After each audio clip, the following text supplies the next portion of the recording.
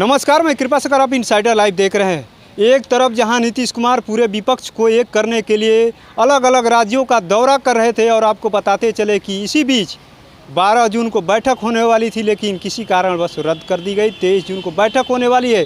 तमाम विपक्ष के नेता यहां पर ममता बनर्जी से लेकर राहुल गांधी, मल्लिकार्जुन खड़गे, केजरीवाल, तमाम लोग यहां पर बैठक में शामिल होने के लिए 23 जून को आ रहे हैं। लेकिन आपको बताते चले कि नीतीश के ही मंत्री यानी जीतन राम मांझी के बेटे संतोष सुमन ने इस्तीफा देकर के पूरे देश की राजनीति को गर्म कर दिया है, एक तरीके से बताते चले कि। और उसके बाद से जिस तरीके से उनका बयान आया कि हमारे अस्तित्व को लेकर खतरा था, हमारे पार्टी को विलय करने का दबाव डाला जा रहा था, यानी साफ साफ उनके द्वारा कहा गया कि हमको यानी हमारे अस्तित्व को खतरा था, हमारे पार्टी को जदयू के तरफ से, नीतीश कुमार की तरफ से विलय कराने का प्रयास किया जा रहा था।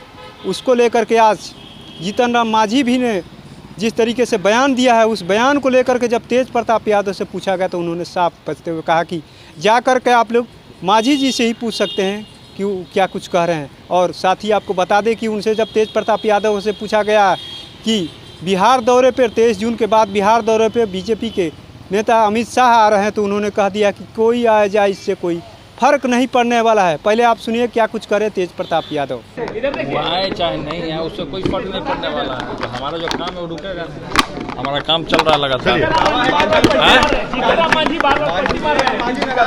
अब इस पर हम कुछ नहीं कहना चाहेंगे, आप जीतन राम मांझी जी से पूछिए।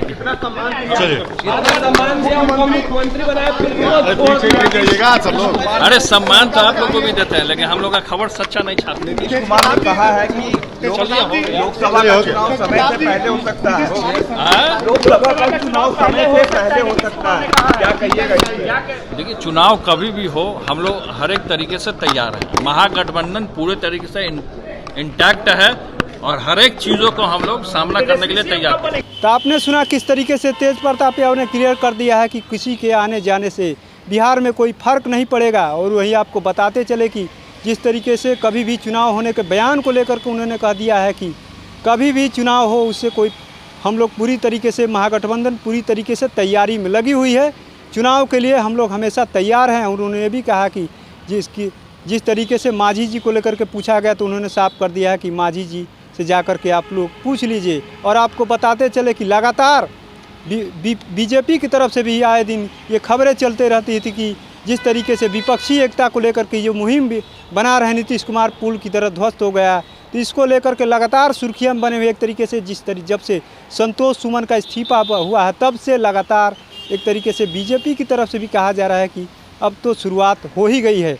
अब देखने वाली बात ये होगी कि आने वाले समय में और नीतीश कुमार के जो विपक्षी एकता के कितने विकेट गिरते हैं, या उस विकेट को संभाल करके, सजो करके नीतीश कुमार रख पाते हैं कि नहीं। तो ऐसे ही तमाम खबरों को देखने के लिए इनसाइडर लाइव देखते रहें।